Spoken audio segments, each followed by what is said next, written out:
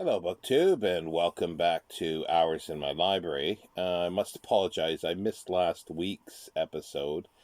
I was hip deep in the middle of a book, and I didn't realize until actually a couple days later that I'd forgotten to do it because I usually, unlike today, I usually record these days before, sometimes a week before, and schedule it. So I think in the back of my mind thought I already have one, and I didn't realize until later that it wasn't up.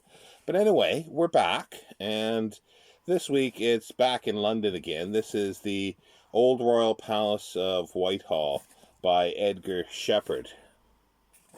It's not a beautiful looking book. There's a bit of tape, residue that's on the back.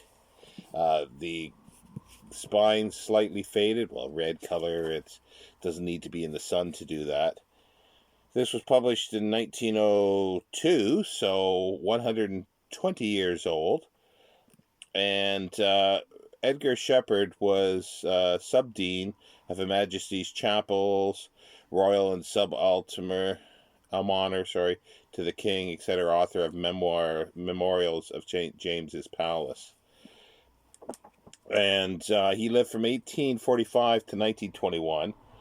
He was the Canon of Westminster from 1907 till his death in 1921.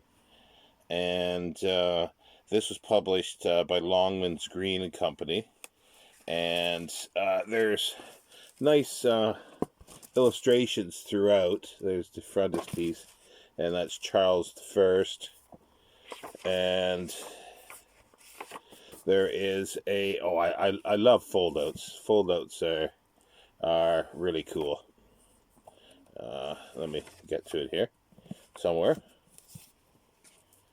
There was a foldout. There it is.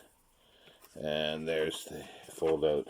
It's not a major foldout, but I do love foldouts. And also, that's really cool in these books as well is at the end, they add on to the book.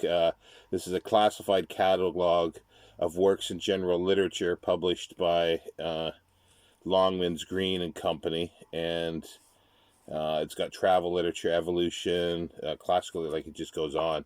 It's quite a catalog, so it's really, really cool to see what was published at the time. Now, for the book, the Old Palace at Westminster was where the kings of England lived from most of the 16th century, well into the 17th century, and then it was destroyed, and they moved to Westminster Palace. But the area is still called Whitehall, and it's where the sort of government offices are, because you'll hear throughout British and in books Whitehall and so forth.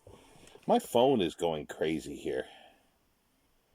I keep getting the Voxer. It keeps saying that I've sent some voice messages. Oh, you can't see it; it's too bright. And it just keeps announcing to me that there's voice messages for me, but I've left them. Anyway, sorry. And it just keeps. I've got it on vibrate, so it keeps vibrating every few seconds.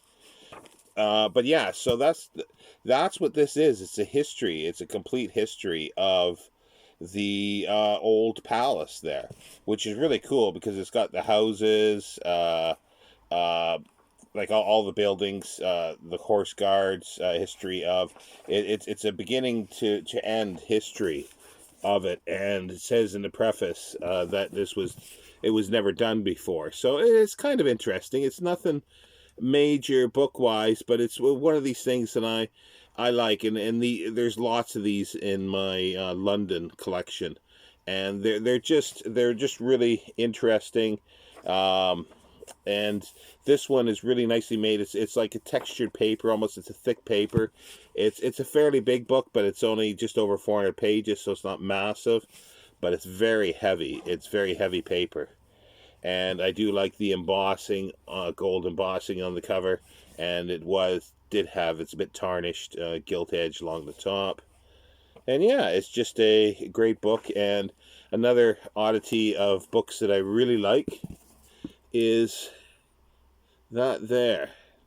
Not sure if you can really make that out at all because it looks fuzzy to me, but it's a little bookseller sticker. Usually they're down at the bottom or in the back, but this one's up in the top corner. It's Ruffy and Clark, bookseller printers in Croydon. And there's a price of 10 shillings that are on it, so I don't know if that was their price whenever it was sold. But they're just fabulous books. Another gold embossed on the spine. Just nice little things that are part of older books that you don't get anymore or rarely get. So anyway, I will be back, fingers crossed, next week with the next episode installment of Hours in My Library. Take care, BookTube.